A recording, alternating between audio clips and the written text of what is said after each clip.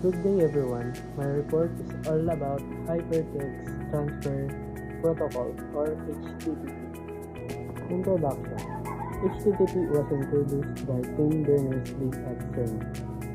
HTTP functions as a request-response protocol in the client-server computing model. The client submits an HTTP request message to the server. The server, which provides resources such as HTML files and other content, or perform other functions on behalf of the client, returns a response message to the client. The response contains completion, status information about the request, and will also contain request content in its message body. HTTP is an application layer protocol which commonly used. HTTP is the foundation of the World Wide Web and is used to load your page using hypertext length. Connectivity. HTTP does not handle network connectivity or how information is transmitted. DNS protocols help clients to connect with request server. Application layer does not important work like web browsing or file transfer. The server responds to a client request without knowing anything about client. Each request requires separate TCP requests. Request methods. The first one is the GET method. A GET method is a request representation of the specified resources. Requests using GET should only retrieve data and should have no other effect. GET method is a return request resource in the entity body of the response, along with the response headers. The second one is the POST method.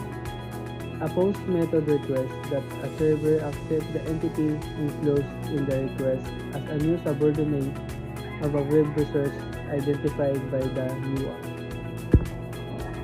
POST method is a URL of the request, identify the resources that process the entity body. The third method is the HEAD method. The HEAD method asks for a response identical to that of a GET request, but without the response body. This is useful for retrieving meta information written in response header without having to transport the entire content. A HEAD method returns all the response headers in the GET response, but without the resources in the entity body. Fourth method is the PUT method. The PUT method requests that the enclosed entity be stored under the supplied URL. If the URL refers to an already existing resource, then the server can create the resource with that URL. The fifth method is the delete method. The delete method deletes the specific resources. The sixth method is the trace method. The trace method echoes the received request so that a client can see what changes or addition has been made by intermediate servers. The seventh method is the option. This can be used to check the functionality of a web server by requesting instead of a specific resources. And the last method is the connect. The connect method converts the request connection to transparent TCP or IP. Persistent connection. HTTP persistent connection, also called HTTP Keep Alive, or HTTP connection reuse, is the idea of using a single TCP connection to send and receive multiple HTTP requests or response. Persistent connection is stay open across transactions until either the client or a server decide to close them. This is the example of multiple connection and persistent connection. Non-persistent connection. HTTP non-persistent connection is the idea of using a multiple TCP connection to send and receive each HTTP request or response. Each object transfer suffers from low start.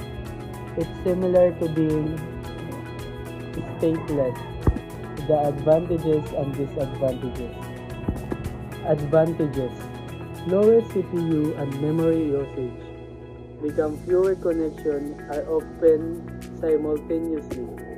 Enables HTTP pipelining of requests and response.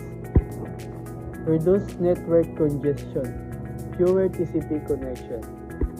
Disadvantages: if the client does not close the connection when all of the data it needs has been received, then the server will be unavailable for another client.